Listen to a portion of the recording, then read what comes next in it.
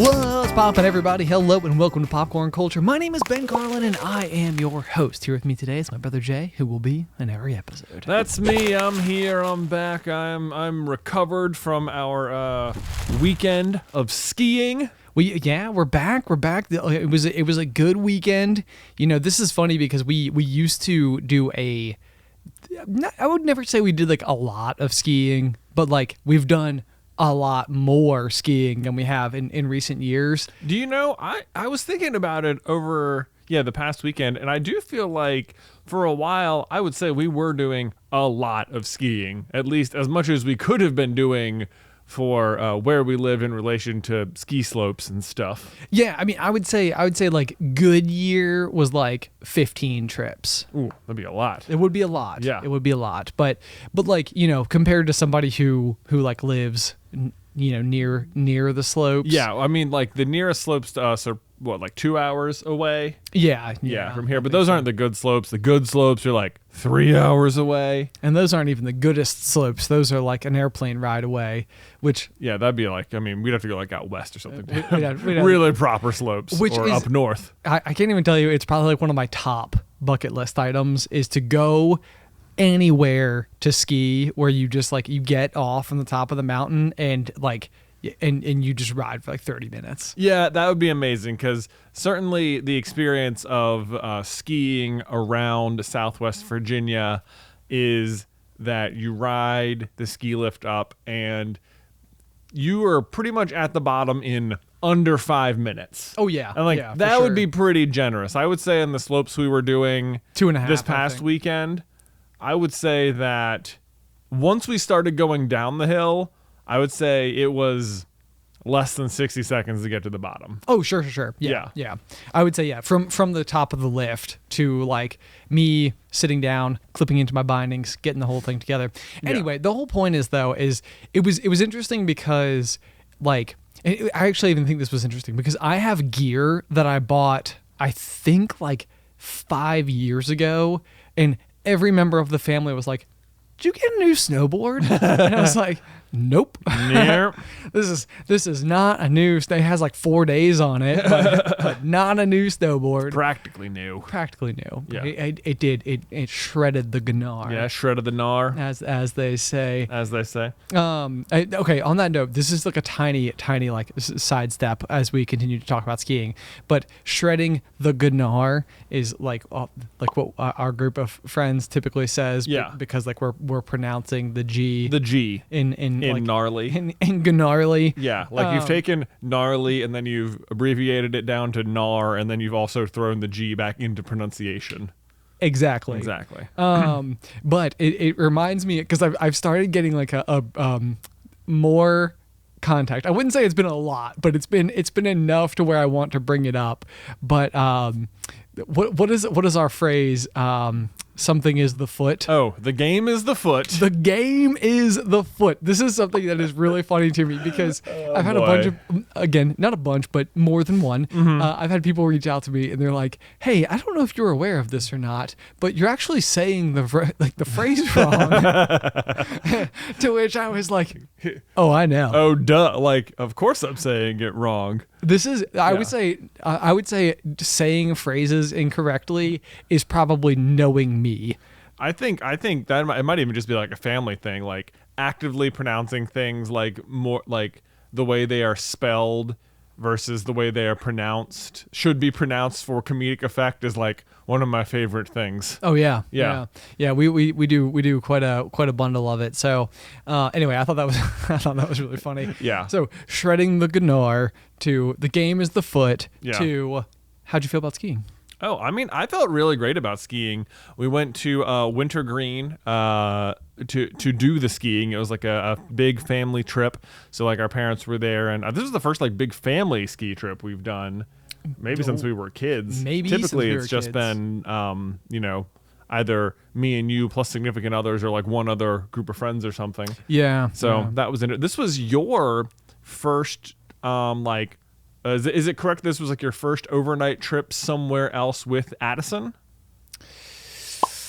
Well, we did one night at Alice's mom's house, so that is the No, only, but this is like a vacation. This is the vacation. Yeah. Yeah. So this was like the first time that we had to go through the process of like packing up the car with like all of the little things in mind. And I have to tell you that I was like, oh my gosh, I feel like now all of a sudden I understand Jay and Beth so much more. Like, because I mean, you know, forever it's like one of these things where like I like to like, you know, shoot for the stars when it comes to travel. So it's sort of like, it's like, where can we go? How adventurous can we be? Like, what do you guys think about this?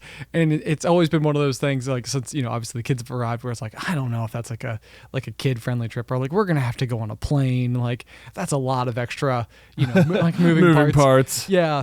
And it was like I was like trying to go through, and I like had all of my all of the things I needed for the trip all like neatly lined up, you know, like my snowboarding boots bag, Alice's like ski bag, like my board, her skis, poles, like our suitcases, like whatever. And so, like, you know, everything's like kind of fitting in, and it's like perfect little spots in the back of the truck and stuff. And then we needed like the bassinet and like the little like donut shaped sleeper pillow thing that we used, and maybe like, you know, like a plastic rocker chair that she could, you know, sit in when she's not like sleeping, like where she needs to like be like an active part of it. And all of a sudden I'm like, oh, we brought her bathtub too. Should we bring the bathtub? Like 3 days. You gotta have like all the cup, any bottle paraphernalia. Yeah. You gotta have like clothing for them. Maybe you need like books or toys or something. Yes, I mean, so it was just like, it was like thing after thing after thing after thing, and I felt like I had done such a good job packing too, because like I had like all the big stuff. Yeah. And then like Alice was going through and getting like all of these essentials. So like our dining room table is just slowly being filled with like literal odds and ends that to no fault of hers just also would not just like fit into like other bags. Oh, it's such a problem.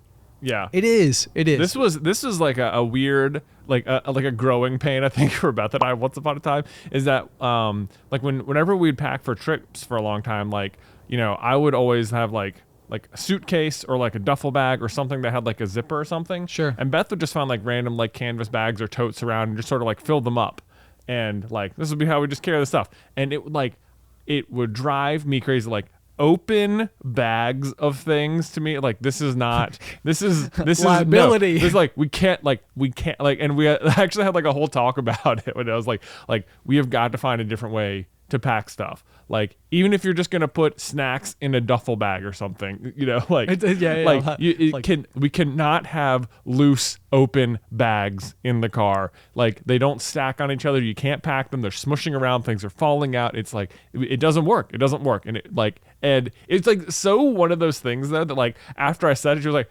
oh, okay. Right. Like, yeah. It never even occurred to, like, I mean, I was just putting stuff in bags or putting it in the car. It was fine. It's like, it's not fine. But it's like, it's such a thing that, like, something that might be driving you crazy, the other person, like, hasn't even considered as an issue. You know? Yep. Absolutely. Yeah. No, I absolutely agree with you. And it's interesting too, like, with this whole travel idea, because like there's like the really funny line from like The Incredibles where they're like, you know, in the rocket ship, in the RV, like satellite car, and they're flying to fight not the Axiom. What is it called? Yeah, I'm the Droid 9000. That's the one. Yeah. And like Mr. Incredible has that, like, we get there when we get there. Yeah.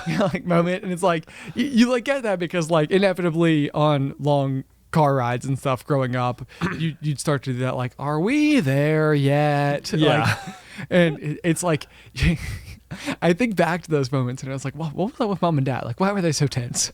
Like, why were they so tense? And now it's like, yeah, you pack the car and you're like, oh, I see why you were tense. Because it's a lot. It's a lot. Yeah. So this is another weird, like, I feel like carryover bit of like travel stress or anxiety that I I didn't know I was carrying with me. I think was that whenever we would go on vacations or whatever growing up, like as a family, we would all pile into the minivan, and almost inevitably Dad would find some way to affix something to the roof to do something on the trip. Whether that was like bikes or canoes or kayaks or something. Yeah, whatever. I would say it was not uncommon for our beach trips to have a double stacked sea kayak and 2 bicycles mounted on on either end. Like, Right. I almost feel like to him it was a game to see how far you could stretch the roof rack. It did seem like that was something of a game to him. However, the end result was that we never ever made use of like a Cartop carrier. Oh, true. Yeah, Right? yeah, So never. everything all 5 of us ever needed always had to fit in the van. Right. And this would also be like the case for, like Christmas. Like you got to bring with you all of the gifts for, the, I don't know, 20 plus people you're going to see Yep. on the trip, whatever. Which let me just say, I noticed that because for somehow, some way in our childhood, there was this like odd thing that happened, which was like mom and dad got like a new minivan, I think in 2001, and it had like the captain's chairs, and then like the back seat. And I don't know what I did, or if like this was a decision that I made, or if it was just like someone had to draw the short straw, but I was always the one who was in the back. I think here's what happened. The way back. If I had to guess, is that in the initial minivan we had, there was There was like a half bench. we didn't have the 2 captain chairs. You had the half bench. Yep. Right. And so I sat on the half bench behind the driver's seat next to the window. Yep. That was just sort of like my spot, I guess. Certainly. And then Whatever I you think want to call it, golden child. well, I was bigger, so I needed more room. Sure. Just, Okay, yeah, that's how it is. Is this a throwback to you're taller than me? Every chance I get, Ben. Every chance I get. Okay. But I think probably what happened is that the obvious spot to put the car seat for Tyler eventually was on the remaining bench space. Oh, I see. And Yeah. so I bet that was probably the only spot to put it if I had to guess. And as a result, the only remaining spot for you was in the back, which probably at the time meant that you actually had more space because Tyler wouldn't have been very big, and I don't think we would have had as much stuff. Sure. Maybe that could be a complete fallacy. I don't know. Yeah, it's hard to say. Yeah, but then when we eventually switched vans, these were now the established spots in the car that people were. Right. Yeah. And I wasn't that small for that long. Yeah, you weren't. Eventually, for most of the time while we were growing up, you were bigger than Tyler. Yes. Yeah. Yes. I would say all of the time. All of the time Yeah. growing up. Yes. Yeah. And so the funny thing about it too, though, is that like when you have stacks of wrapped presents, they are typically like very like slippery, like there's not a whole lot like keeping them together. Yeah. But also it's not very often that when you're driving on an interstate that you're turning all of that much. Right. So the weird thing that would always happen on our family road trips is that I would sleep in the car. And to this day, I almost always drive everywhere all the time and always, but in the extremely rare instances that I don't, usually just the process of being in the car and having nothing to do makes me fall asleep. But what this ultimately meant was that the only turns that usually really needed to happen is like when mom and dad would like pull off for gas or like a rest stop or whatever, and those turns are the ones when the giant stack of presents would tip over. Right. And so usually what happened was I was asleep and then abruptly woken up by packages falling on me. And it was just like, it was like one of these things where it's like by the time we finally got the 9-10 hours to New York from Virginia, it's like I've now had a giant stack of packages fall on me 4 times and wake me up from sleep. Yeah. And it's like, it's like then I'm in a bad mood and I feel like nobody got it. Nobody else had packages falling on them. No. Sorry about that. It's fine. I just needed to.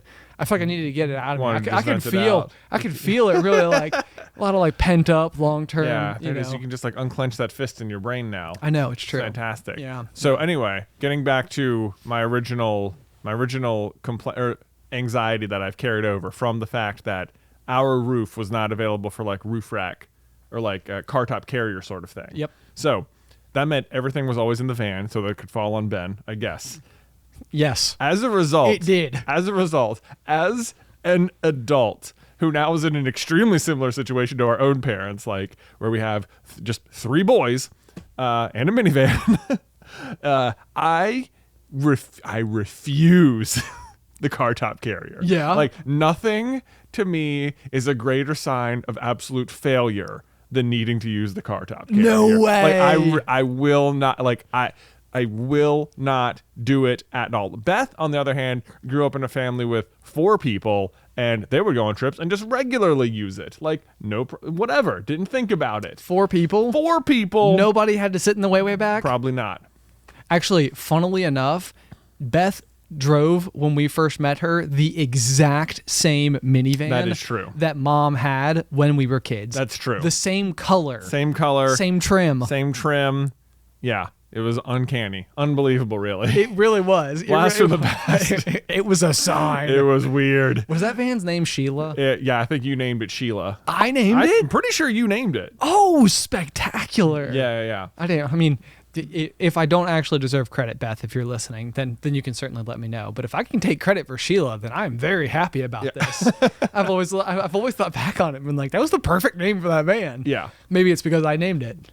Could be. Yeah. I think it is because you named it. That would probably be it. That would Yeah, track. That would Sheila. track. Sheila. But like, this is the thing. Like, once you give the thing about the Cartop carrier is that it opens up a ton of extra space. It does. And it's like, well, may as well just use it all. And I think it's like the difference this has made. I think this one thing might be like a huge, like a difference maker, an entire person, like approaches to life even. Ooh. Which is to say that like Beth is like, from my point of view, and like we've obviously worked on this a lot, being a couple for as long as we have been. But like her approach is like very like overpacked. Like if you might need it, may as well bring it. Sure. Whereas I'm like, if you forget it, it probably won't matter. That's fair. Right. That's fair. Like those are like 2 very different approaches. Like one is just like, just bring everything you possibly might need, because you're going to be in unfamiliar territory and you won't be able to get it. And I'm very much on the side of like, if you don't have it, like, so what? It's only going to be like 2 or 3 days, and almost if it's completely dire, I'm sure we can get it. That's fair. That's fair. Then those are like just very different. So I don't know. Like I remember going on trips here recently, like, and for the most of our time together, we haven't needed a ton of extra space, but now that we have the boys, we went on a trip last year, and like, like she asked her dad if like he could bring the Cartop carrier over, and like I couldn't have even told you how much it was going to stress me out. Oh, no way. Like to use it, and I was just like, this is I have failed at life. It was such a weird thing. I need to know more about what is like, is it having something on your roof? It's not about having something on my roof. I think it's the idea that we have brought, like, there should be no situation in which we need so much stuff that we can't fit it in the car. Oh, I see what you're saying. You know what I mean? I see what you're saying. Like, yeah. It's like we've brought to, like, you should, like, we don't need it, because if, like, we should just stop bringing enough stuff to, like, that's too much stuff. It's too much stuff to have with us. Okay. This is that, I don't know. It was like a weird thing. I couldn't have told you that it would have brought me such like inner turmoil, but I hated it. And then it got left at our house for like 6 months, and it was just sitting in the garage reminding me every time I went to go get a drink from the garage or something. Like, there it is, still now taking up a massive amount of room in my garage. Ugh. This is an incredibly odd thing to have such passion about. I hate the Cartop carrier. I will never use it again. It's never happening. Okay, so here's a query for you. So when we were growing up, we had our vacations were on lock, which I almost feel like can be its own topic. But we would do a place called Holden Beach in North Carolina for 1 week a year. We would go to like New York / Vermont for a stretch of time. It felt like in the middle of the year, like in the summertime. Yeah. And then in the winter, we would go back to New York for the holidays, basically from like the 22nd through maybe like the 27th or something. And so like we were always on these like fairly lengthy trips, but they were almost always the same trips year in, year out. And part of that trip to Holden Beach is that we always went with the same family who were like mom and dad's very close friends in the town we grew up in. And I remember they used a Cartop carrier. Indeed. Do you feel like there's any chance that Cartop carrier has painted some of your feelings towards Cartop carriers? No, not at all. Not at all. Here's the main difference. They had 4 kids. They did have 4 kids. Yeah. That's true. Yeah. So not only did they have an entire extra person's worth of stuff, but they also had a whole extra person worth of taking up seats. That's a good point. So I would say yes. If we had a 4th kid, I would have to concede and be like, now we have reached a point where it is simply inarguable that we need the extra space. Okay. However, as it stands, there are but three boys in the family, and it was proven to me on the 50 plus vacations we went on in the minivan as children, that 3 boys and 2 parents, that we do not need the Cartop carrier. Okay. So I have just decades of proof. Well, maybe what you should do is just get extremely into bicycling and or kayaking, and then just cover your roof with those things, and then there will be no risk. Maybe that was mom and dad's thing. Maybe that was dad's secret. It was like, we will not use the Cartop carrier, and I will circumvent it by instead needing the roof space for something else. It's true.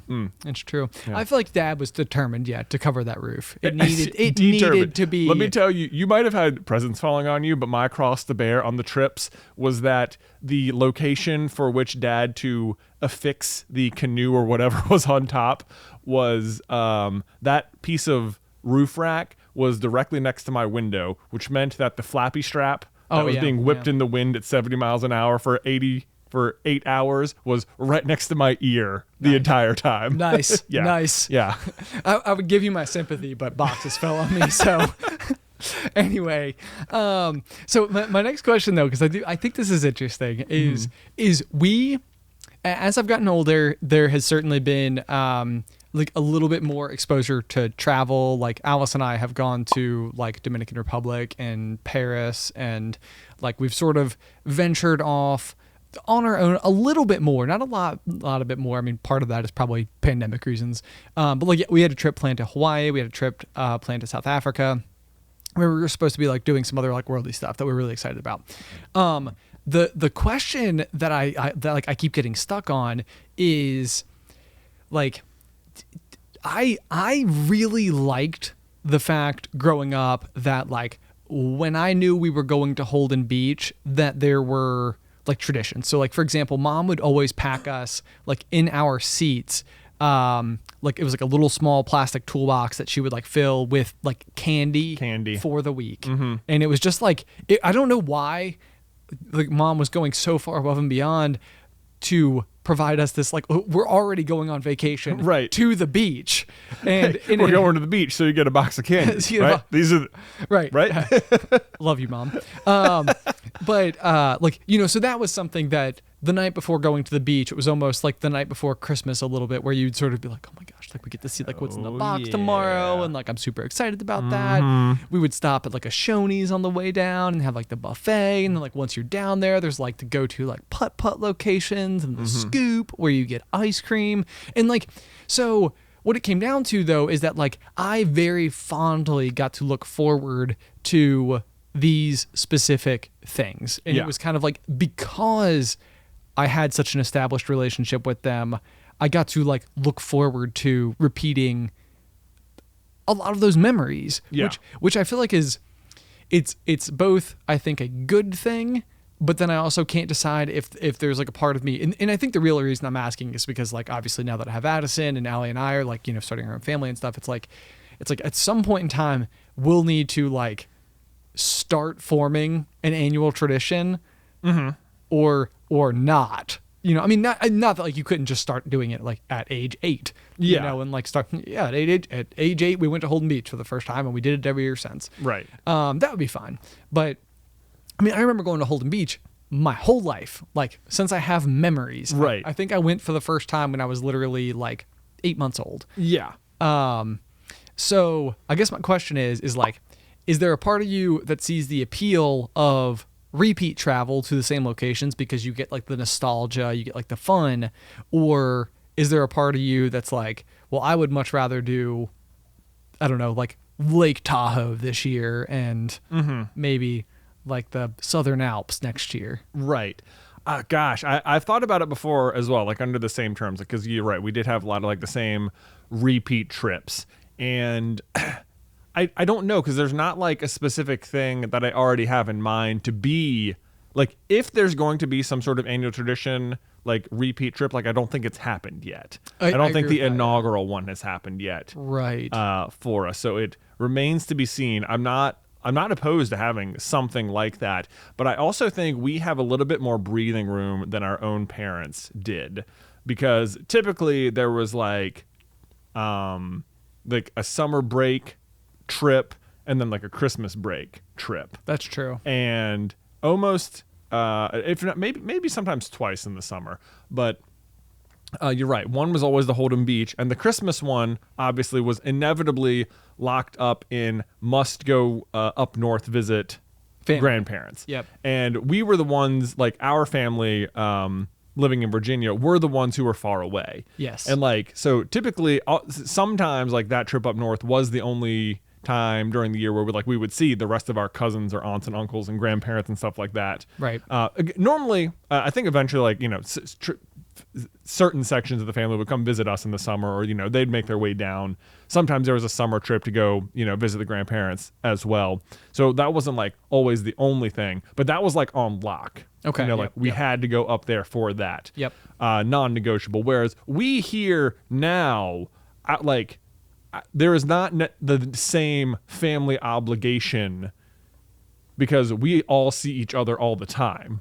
You know, like, it's true. You know, you have that extra trip to do something else with. So do you feel like what will happen is that like we will all vacation separately? I see. This is something, I was thinking about this the past weekend. Like, we do a lot of like family trips right now, but there is there is part of me that also just wants to be able to have trips with, you know, like just like me and Beth and the boys. The Carlin you know? Five. Yeah, just you just like my core little family where we just go and do stuff together. Right. So I do imagine that will happen. Okay. Yeah. Okay. At some point. Man, it'll be so odd for you to send me pictures from your trip to the beach. Well, that's like the other thing. Yeah, it's like we are in such a weird situation. Not like weird situation, I suppose, but like you and I just see each other all the time. We do. You know, Yeah. It's very unusual. Like, I think we talked about this a couple of pops ago where like we took the final week of the year off last year, and it was like very weird because we were like both in town and didn't go anywhere, but also just didn't see each other for like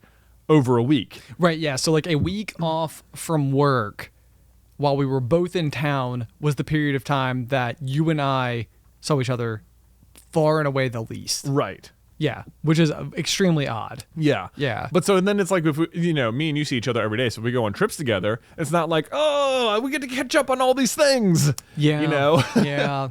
Maybe that's like, we should practice that. Like, we'll go on vacation, zero communication, so that when we return, it's like, hey, I got stories. Yeah, right. I got stuff to tell you. imagine. I have experiences that you don't know were going to happen. Exactly. That you weren't a part of, you weren't even adjacent to. Truly spectacular. I know. So let me ask you this. Okay. Do you have any desire to ever go on a completely solo trip? Just me. Where you were just like Alice, before I die, I need to go to Antarctica. And you know what? The opportunity has arisen. No. Can we make it happen? Oh, I mean, if it was Alice and I. No, just you. No. No? No. You have no desire to go anywhere by yourself? My experiences, like this is like, okay, it's odd that this could possibly somehow even like kind of peel back to the like people pleaser nature of my personality. But in a lot of ways, I am the same way with like, you know, like media that I consume, books that I read, experiences that I have. Like, it's, to me, what makes all of those things special is getting to experience them with somebody, getting to build that memory with somebody. But to me, there would almost seem like such a complete and utter lack of like, I'm going to call it efficiency, but I don't mean it efficiency in this like very like everything needs to be as productive as possible. Mm-hmm. But like it would be like, I think that if I were to imagine going on this trip by myself and not being able to eventually like harken back to it with someone else, mm-hmm. then that would just be like sad to me, I mm-hmm. guess. Like I don't think that there's a tremendous amount of appeal. Like in the same way that, and not that this is a fairly common thing anyway, but like I would really struggle with going to the movies by myself, which mm-hmm. I know some people love to do because it's a way to go and just be in a dark room and get like some time to focus in on things. I would never go to a restaurant by myself mm-hmm. and like eat at a table. I mean, I've done it before because by way of doing like like working, just and life. yeah, like occasionally it's like you go and grab lunch in the middle of the workday and you're sitting in the place by yourself because nobody was there with you, but not something that I would do in a very like optional sense. So I think that's probably how I would feel about it. Like I don't think I'd want to go somewhere by myself. Would you? I mean, I don't know if I like aspire to, but I think I would. You would? Yeah. And the thing is, I think you'd be so great at it because, I mean, forever, and we've talked about this before, I've always felt like you were extremely good at like entertaining yourself, or like, I mean, even if it was the case that you read a book that nobody else read, like you were more than content with the book entertaining you. Yeah. And like, it's, that's it. Right. I would be okay with like, going to like Paris and like seeing the Eiffel Tower in person. I would probably rather like go with Beth, Sure. obviously, but like it would be, I think I could find enjoyment out of like understanding that I had seen this in this, worldwide recognizable thing in person. Sure. It is really cool. Yeah. Yeah. No, it's a good question. And I would be curious to hear what other people think as well, because it is like the other thing about traveling by yourself is it does feel like there's like like when I imagine it, I feel like there's like a safety thing that feels like, especially like if I were to be like in a big city or alternatively in a very rural environment, like this kind of what happens if like nobody knows that something happened. Sure. Like if I was mountain biking, out in the canyons of Arizona or something and crashed and fell and nobody knew for 2 days, that's bad.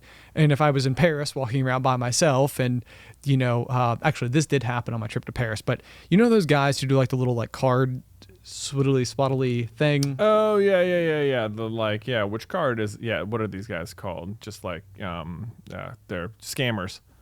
Yeah, sure. That's one way to put it. But yeah, like they're hustling you effectively. So like, you walk up and you put $5 down or whatever and see if you can figure out where the ace is, and they'll slide all the cards around, and then they'll like usually let you win one, and then you bid like a little bit more, and eventually they'll just take your money. So when I was in Paris, Alice and I were talking about like doing our like a little bit of a vlog style thing for the first time, and so I was just trying to get a bunch of footage just to see, and I had my slow-mo camera on, and I saw this thing happening. I was like, oh, this is really cool. So like I just got down real low, and I'm just like filming this guy doing this total scam, doing the thing, and like I got like swarmed instantly, and I was like, oh, whoops. Like, I'm so glad that someone is with me, because if this had just happened by myself, I would have been spooked. Yeah, I was spooked anyway, but still, it'd be like one of those things where, and I'm sure these guys don't want any additional trouble either. They just don't want me screwing up their thing. Yeah, they don't want you to like go to the police or something and be like, exactly. Hey, look at these guys. I have video proof in slow motion. Right. Yeah. Right. Yeah. So that I think that would be a troubling concern, a worry. Sure. Yeah. Can I tell you that there's a trip that I desperately want to do right now, which is just go to a natural hot spring. Like I mean anywhere. I don't care where it is. Yeah. Like I just desperately want to go and experience what a natural hot spring is like. Right. I feel like it would be really cool. I feel like it would be really cool. Like how hard is it to do this? Is this I have no idea. This feels like the sort of thing that Instagram could potentially ruin. It does feel that way. Like, I don't know, something about hot springs in general feel like they're kind of secret. It does like, feel that way. Like yeah, if you know where one is, like it's just for you. Like good for you. Right. But of course, if like you can tell people where it is, then all of a sudden I feel like every hot spring is now known to potentially anyone who wants to know. It's true. It's true. Like has like some of the mystique. Now, I could be wrong. I've never been to one. I don't know. Yeah. So, and that's a good point too, because I have seen reports and stories before about like highly Instagrammable locations, and it's sort of like you go and like you might have this like very like wanderlust, like hashtagable moment where you're like standing on like the precipice of like a cool canyon in front of like a giant open air space. But then like if you turn the camera around, there's like a line of like 4,000 people waiting for their Right. turn to go and take the exact same Picture. Yeah, the exact same picture. But so anyway, I feel like you're right. I feel like hot springs probably very, very full. People are like, hey, we're here because hot springs be awesome. Yeah. The flip end of this is like, okay, there is like hot liquids and then there is cold liquids. And like I feel like I have a fascination right now with the idea of like the like polar plunge, but not really like the hey, let's go stand on a beach and sprint into the ocean in the middle of the really cold weather, right? And like, you know, woo, we did it, you know, like as like a big event, but much more of like a almost like semi-therapeutic meditation based, like I'm gonna go like lower myself into like an ice basin to have that moment, you know. I want to do this, and I want to. I actually tried to bring something to do it on our ski weekend this past weekend because I was like, it's going to be extremely cold outside. We could fill it with water and then go, and it would. I mean, I think it would be fun for the vlog, but also just like a fun experience to see if you could go and sit inside of it, you know, for like 1 minute, 2 minutes, you know, like how long would you be able to like really like mind over matter yourself to like handle it? This is okay. So this is an interesting thing because polar plunge things like this are less mind over matter than you think. Interesting. Yeah, okay. it is a trainable activity. Okay, so you can get good at it. You can get good at it, but you do need to like train your body to be used to the cold water. Interesting. But like, so like if you like, I mean, I assume there's a certain amount of willpower where you could just force yourself to be like completely frozen or whatever. But of course your body's not going to like that or not going to like want to tolerate it. And there's certain like cold water where it's just like, I'm getting out. Like there's no doing it. But if you go in for like several minutes a day and like get out and like you can build up to the tolerance where it's like not that cold. Like where it's not that cold or your body like is used to the cold water.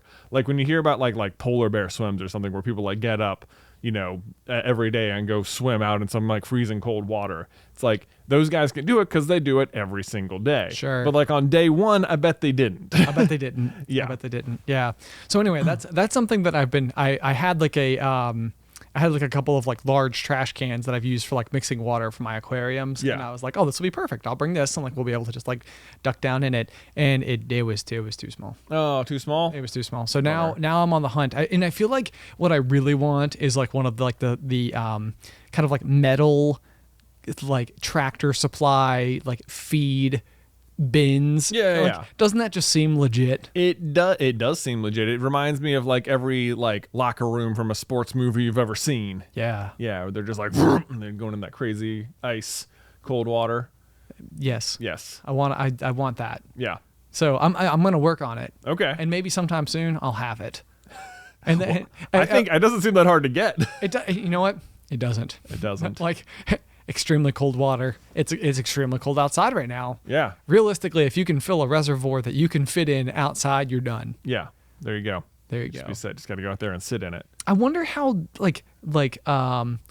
how contaminated, how like bath water the water would get if it is extremely cold. Like would the water, I mean, surely it would get dirty, but like how dirty? What do you mean? Wait, back it up. Okay. So my query. Yeah. So, you know, I've done aquariums. I've heard. For like a significant portion of my life. So my mind, when I first started thinking about this, was like, well, how would you filter the water? Because if you get into it, like then the water you'll like the oils off of your skin, just your general grime, filth, sweat, you know, dirt. Yeah. Will be in the water. How many times do you think you could use the same tank of water that you like keep outside for your plunges? Oh, I would assume once.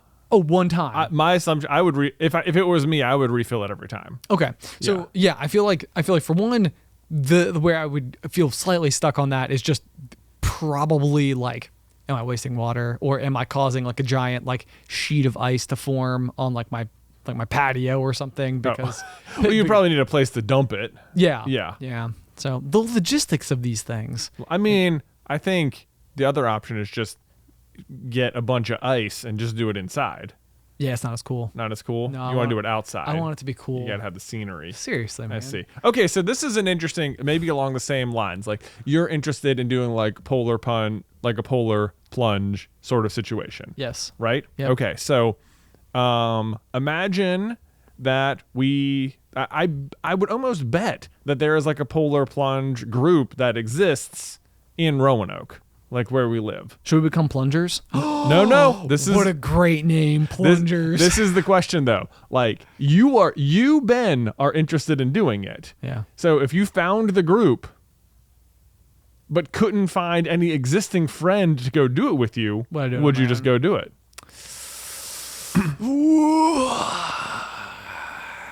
It feels like I would struggle with this. I am not a big fan of joining groups where I don't know anyone at all.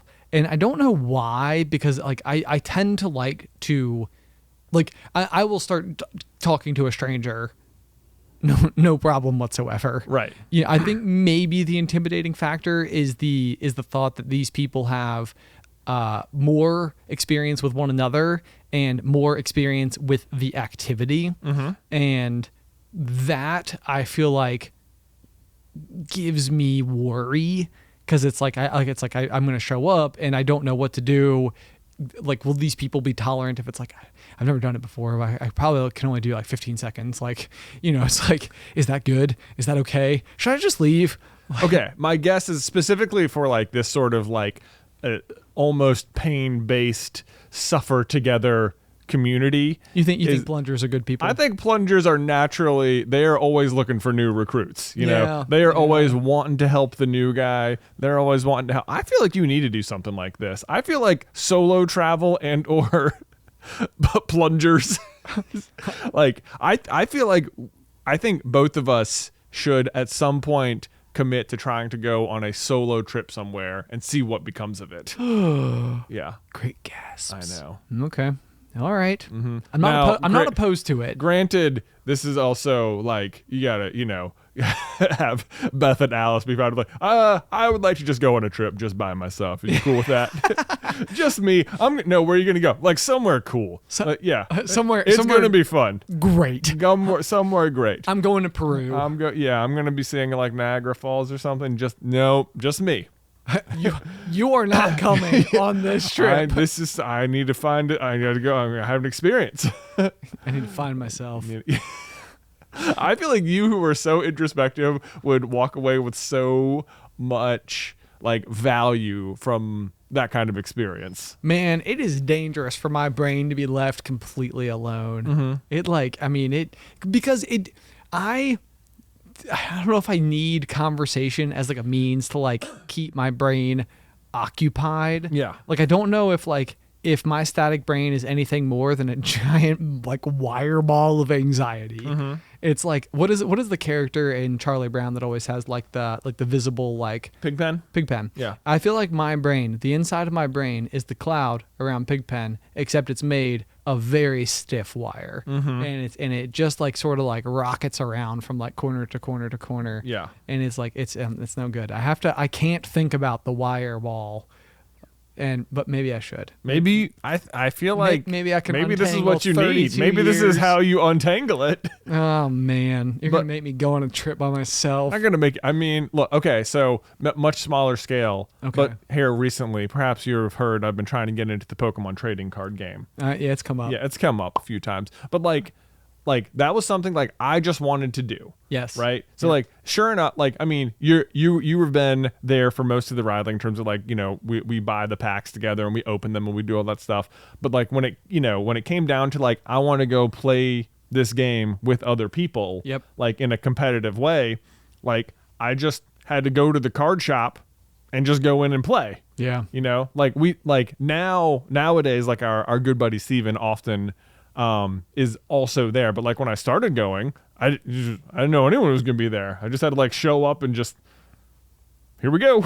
I know. And it's funny because like what is interesting to me about this is that I think that you and I would probably both identify, like I would identify as an extrovert and I feel like you would identify as an introvert, with the knowledge that nobody is explicitly one or the other, Sure. but like maybe leanings are that way. But I do absolutely think that it is the case that you are far more likely to go and do something like that, like put yourself out there, than I ever would be.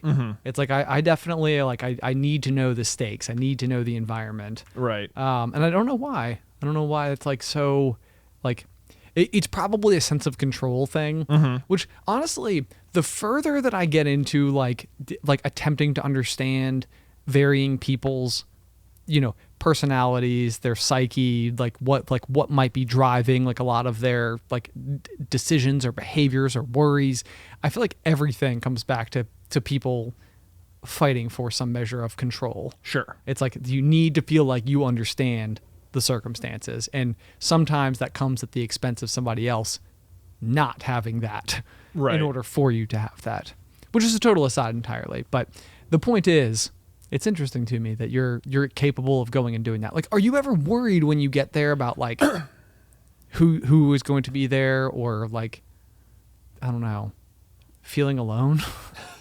I would feel alone. I think there have been times like sure enough, like the very first time I ever went, it was like a very weird scenario because like it Pokemon, like the trading card game, has definitely existed in this sort of like semi off season. Okay. For the last years because of COVID, where like they haven't had in-person sanctioned play, right? And it's been hard to even have big indoor gatherings of any kind, which is by nature how you play the game, because you can't there's no like you can't play outside. There's wind. You're playing with paper. right. Yeah, no good. That would not go. It's like, oh my god. Yeah, it's no good. Not a good scenario. But the very first time I went, I had no idea who was going to be there, what I was going to encounter, but. And the only people there the very first time was just like this dad and his son, and it was like, well, I guess we can just play. And so I just played each of them, and that was pretty much it. And I left and it was fine. But then I've gone back a few times, and now it's like there is a familiar crowd of like 8 to 10 people who like I know these are the people here who play Pokemon, and like I've played the same people a few times, and like I know. Like, I can talk to all of them now. True. Like, true. Oh, what are you running? What kind of stuff have you been trying out? And it's like, this is the nature of our friendship, is that we do this one thing together. Right. Yeah, it makes sense. And the thing is that like I feel like this is a lot of like what bravery is the willingness to peel back the unknowns. Yeah. Because ultimately, like that is what you're doing. It's like the more you go, the more you know the people, the more you're sort of like, hey, what's going on? Like, like you have like these like little tiny touches with people.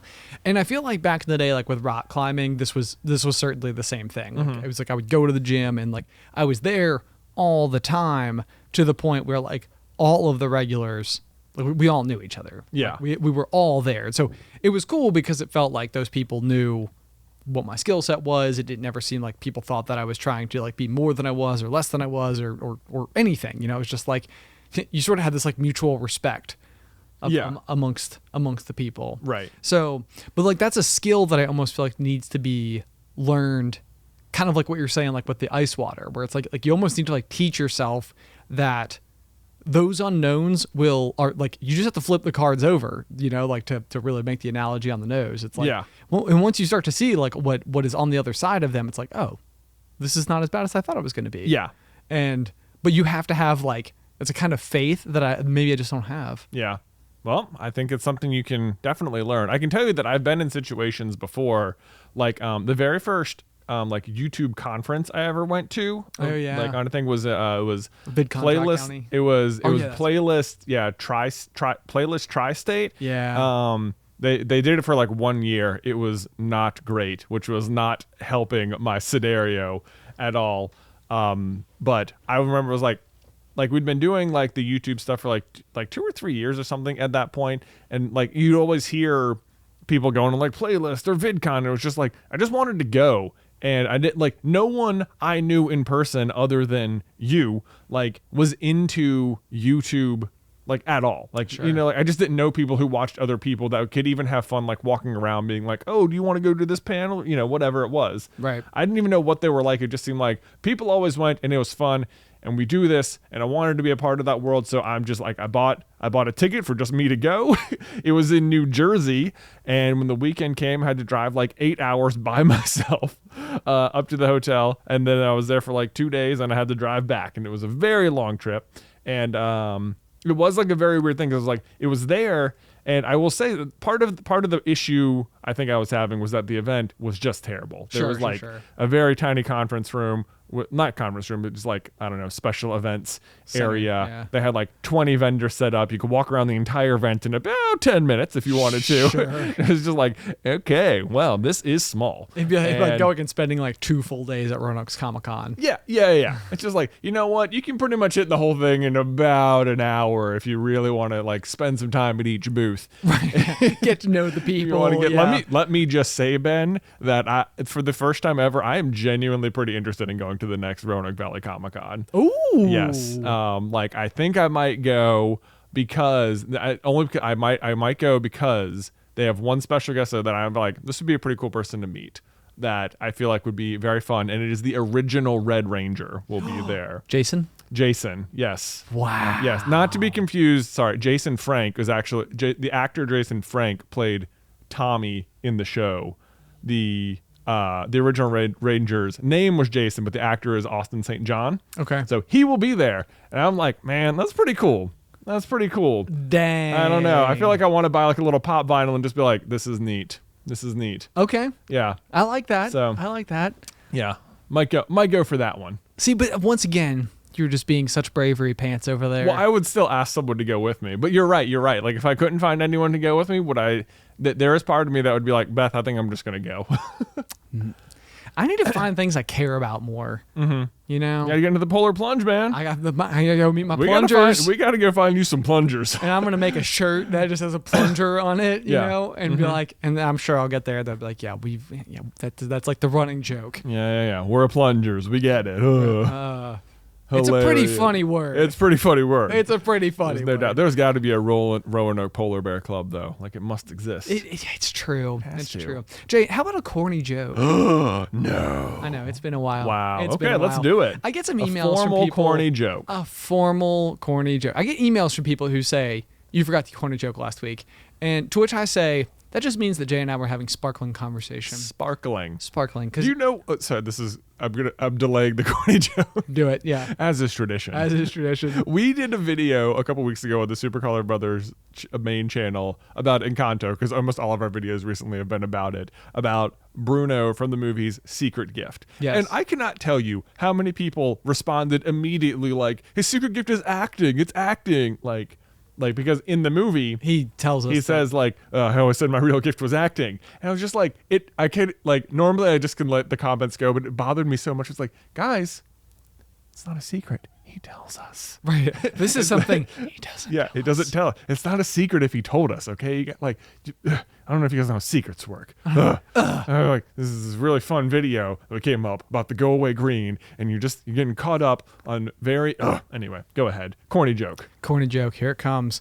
It is from Molly, who says, why are mountains so funny? Why are mountains so funny? Yeah, why are mountains so funny? We live in the mountains. Why are they so funny? It feels like there's like a rock and roll sort of that doesn't totally fit. I don't know. Why are mountains so funny? Okay. Because they're hill areas. Hilarious. It's pretty good. That's pretty good. No, man. From where we sit right now, I feel like we are no further from like maybe like 1 mile from a landmark commonly known as Mill Mountain. Appropriately known as Mill Hill, because it is not tall enough to be a mountain. Yeah, like whatever the line is for mountain, it doesn't quite cross that line on like above sea level. But Mill Mountain is obviously way better than Mill Hill. It absolutely is way better. Yeah, but still. Yeah, there it is. Okay, actually, that brings me to an interesting potential a throwback, if you will. Okay.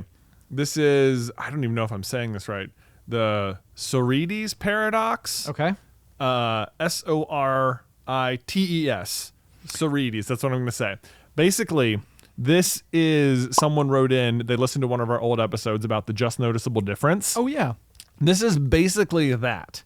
Oh, interesting. Yes, so this, and I think we've even talked about it in other forums before, but it's like, sometimes known as the paradox of the heap, is a paradox that results from vague predicates. A typical formulation involves a heap of sand from which grains are removed individually, with the assumption that removing a single grain does not cause a heap to become a non-heap. The paradox is to consider what happens when the process is repeated enough times that only one grain remains. Is it still a heap? If not, when did it change from a heap to a not heap? It's a very, very good question. I mean, this is like it also reminds me of the ship of Theseus paradox, which is sort of like if you, if you have, I always like to use the axe example, even though it's called the ship of Theseus paradox. But, if you have an axe and you've replaced the head 3 times and the handle 3 times, do you still have the same original axe? Right. And it's like it is absolutely at this point brand new materials through and through all the way, but like you've always had an axe that you keep leaned up against like the corner of your garage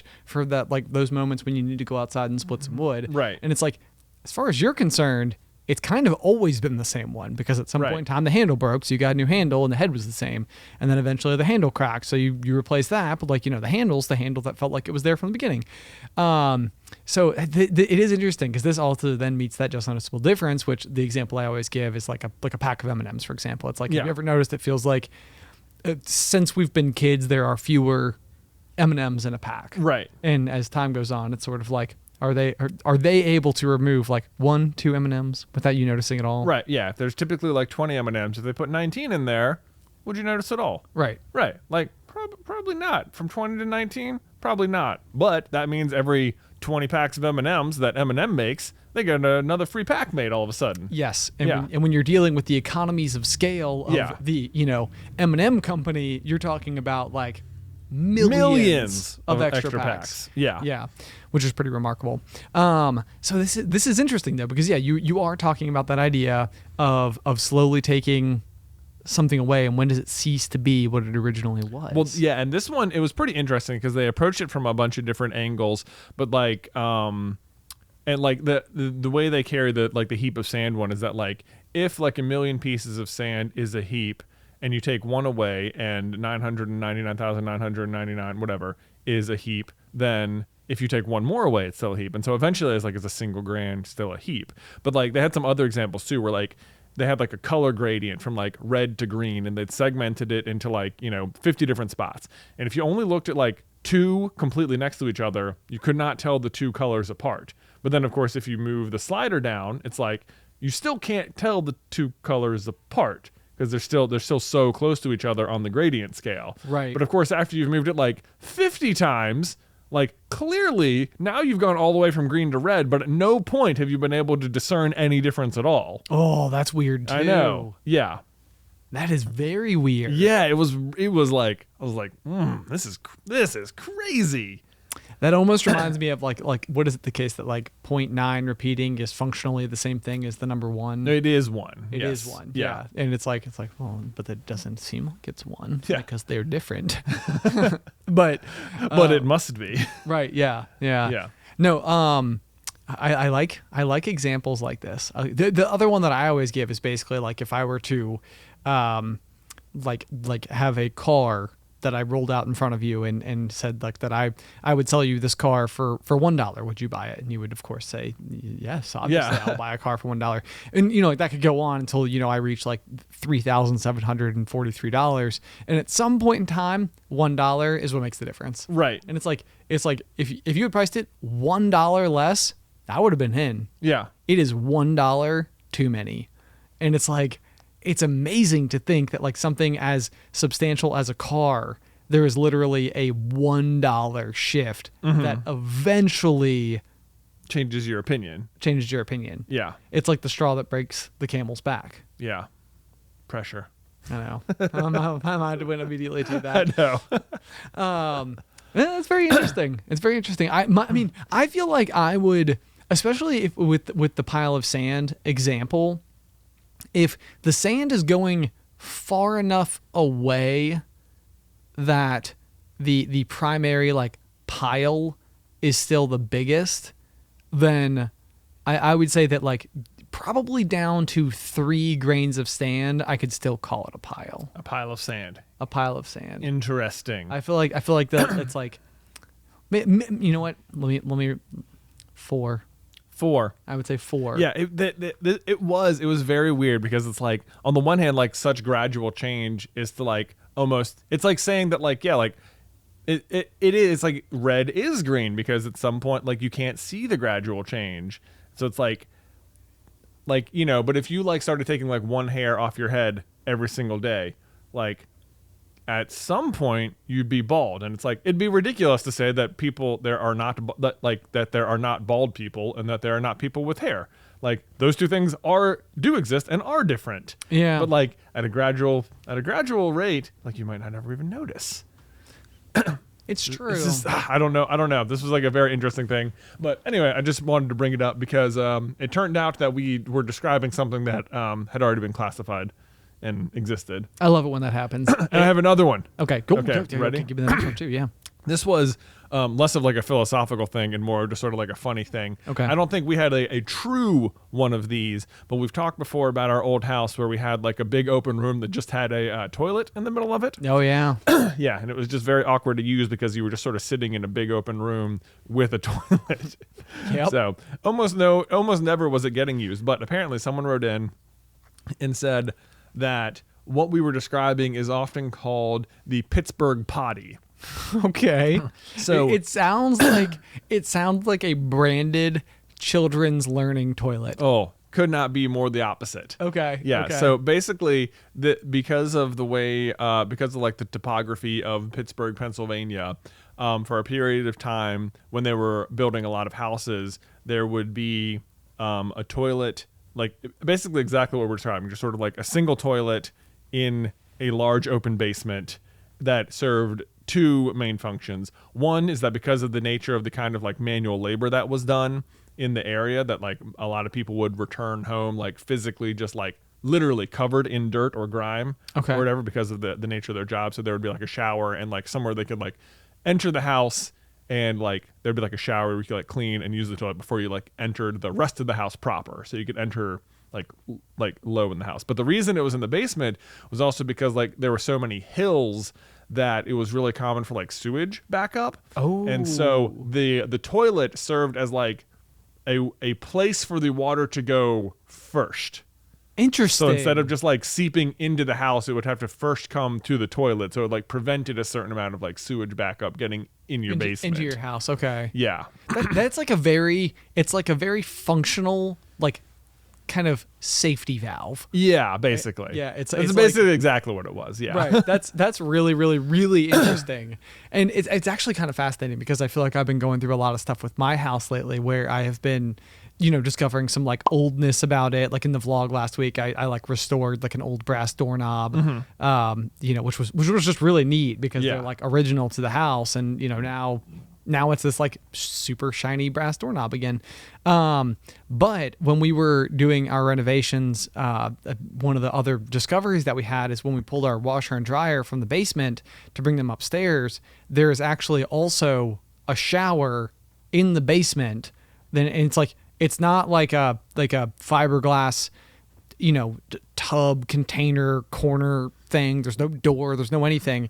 It's just an extremely old shower head that is that's very rusty. It's like an old piece of metal, but I think all it used was just the floor drain, which is not even close to the shower itself. It's like in the middle of the room. Right. But so all I can imagine is that at one point in time, you might have come in. We lived in a railroad town, so maybe from the railroad. Sure.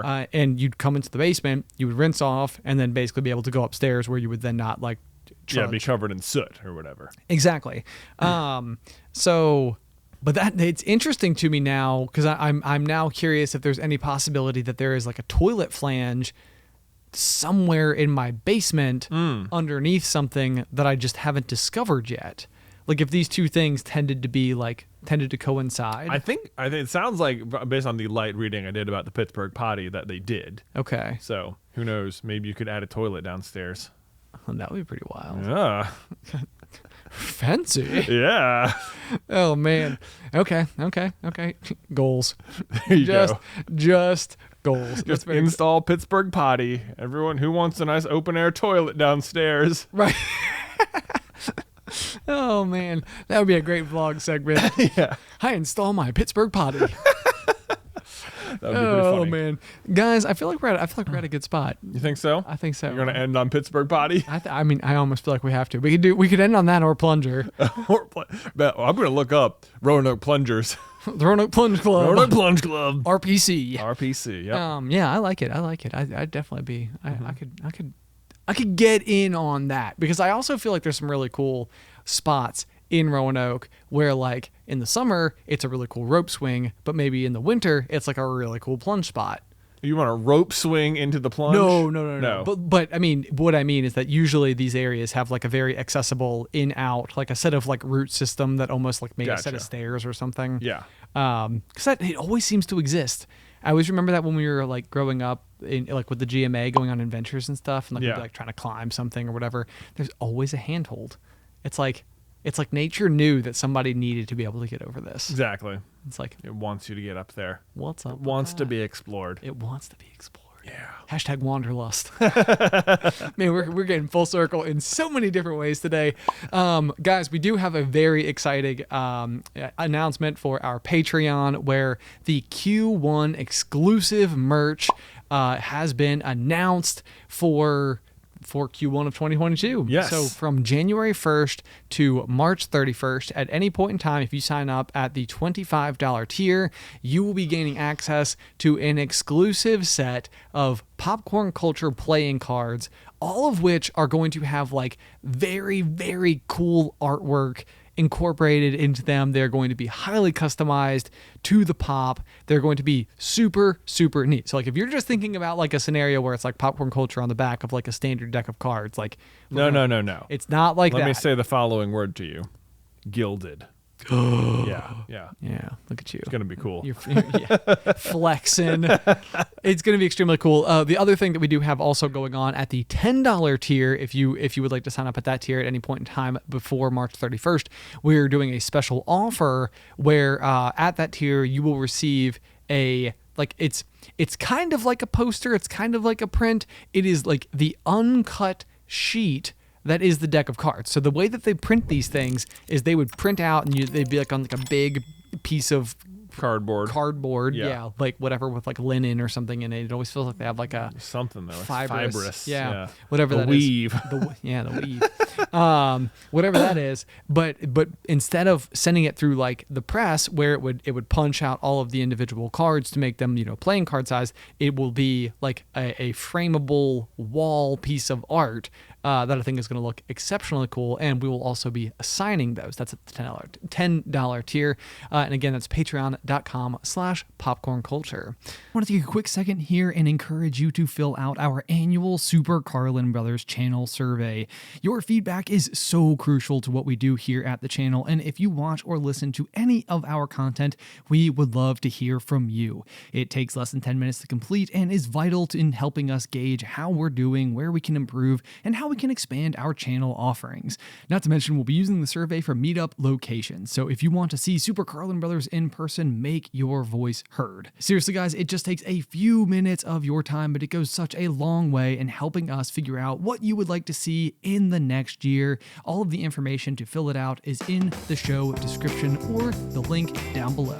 But otherwise, until next time. Pop.